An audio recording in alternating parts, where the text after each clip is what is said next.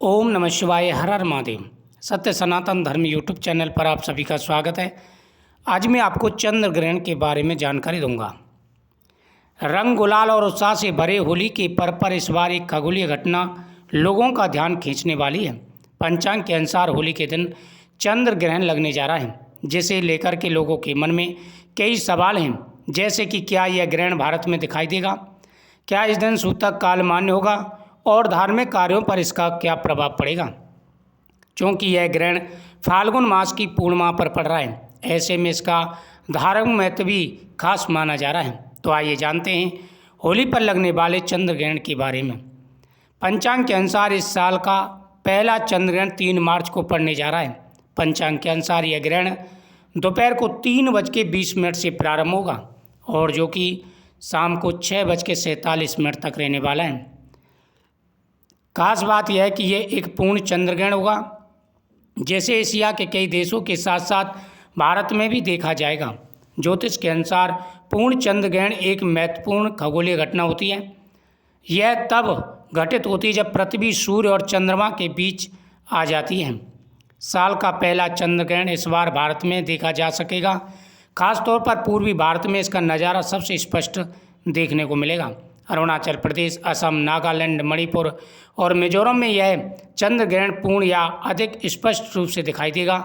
इसके साथ ही पश्चिम बंगाल के पूर्वी हिस्से में भी लोग इस खगोलीय घटना का अद्भुत दृश्य देख सकेंगे।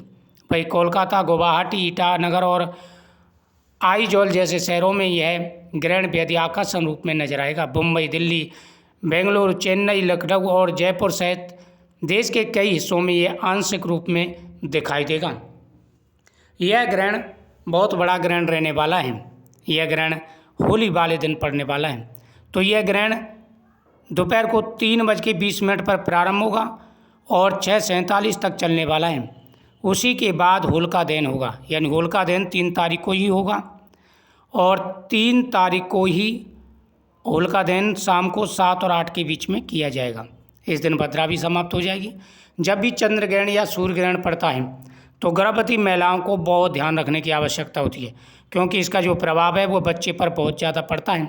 इसलिए गर्भवती महिलाओं को भूल करके भी 5 गलतियां नहीं करनी है। पहला, अग्नि का कोई भी काम नहीं करना, जैसे खाना बनाना हुआ, दीपक जलाना हुआ, ये कार्य नहीं करने हैं। दूसरा, इस दिन सोना नहीं है, तामसिक भोजन वगैरह नहीं करना है। तीसरा, बाल नाखून आदि नहीं काटें। चौथा, कपड़े नहीं धोने। और 5वां, कैंची, चाकू, सुई, इनका प्रयोग बिल्कुल नहीं करना है। इन बातों का विशेष रूप से ध्यान रखना है, ये गलतियां बिल्कुल नहीं करनी है। साथ ही पेट पर गेरू जरूर लगाएं। गेरू का बड़ा महत्व होता है, इससे ग्रहण का प्रभाव नहीं होता। तो बहुत ही अच्छा योग बन चुका है, महादुर्लभ योग बन रहा है।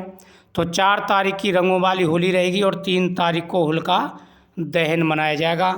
यह ग्रहण भारत में रहेगा, भारत में दिखाई देगा। इसका सूतक काल भी मान्य होगा और ग्रहण काल भी मान्य होगा। तो हर चीज़ें भारत में इसकी मान्य होंगी। बहुत बड़ा ग्रहण है। मुझे उम्मीद है आपको ये जानकारी अच्छी लगी होगी, तो वीडियो को शेयर करें, चैनल को सब्सक्राइब करें। अगर कुछ पूछना है तो कमेंट जरूर करें। ओम नमः शिवाय, हर हर महादेव। और ध्यान रखना है, महिलाओं को गेरू जरूर लगा लेना है पेट पर।